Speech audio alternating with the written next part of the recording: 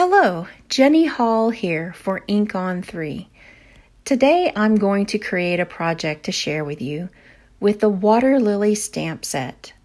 Paired together with the wavy stencil, we will be using some glimmer paste to add some fun accents to a card. Off camera, I have already pre-cut 2 rectangle dies.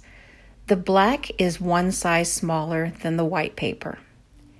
I'm going to secure my paper in place and secure the stencil on top of the paper, and then use a palette tool in order to add some sapphire blue Nouveau glimmer paste. I'm being careful where I'm going to place it. You could add it on the entire background, but I thought it would be pretty to just add the blue glitter paste in a few areas. That way it would be very eye-catching. Now I'm going to use a panel of 80-pound Neenah Classic Crest to make a ink blended area for my water lily stamp. The first thing I'm going to do is use a blending buddy brush from Trinity Stamps, and I'm using a very, very light pressure of ink. I'm going to use some blue and then add just a little bit of green underneath it. This is going to allow me to strategically place the stamp on top of the paper after the ink has been applied. I'm not really sure at this point how much green or how much brown I want to have on the water lily image, but I knew it needed to be more than one color. Now this is a totally separate panel, and I'm going to ink blend an area that I can use to create the 2 leaves, the water lily leaves.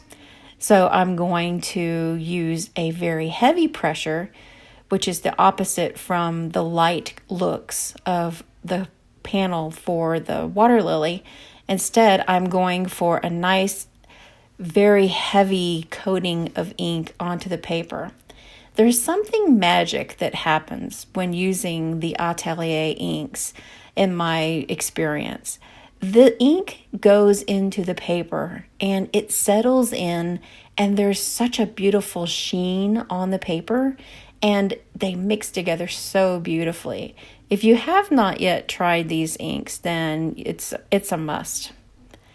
I'm going to work from a brown area down through the green area, and then I'm adding blue at the very bottom and bringing that blue up just a little bit to mute the green just enough. These 2 panels of color are like total opposites. This one here is so very light, such a light coating of ink, and the other is just like saturated ink into the paper. So I'm using some detailed white embossing powder that's going to really help these stamp lines stand out on all of the dark accents of the project.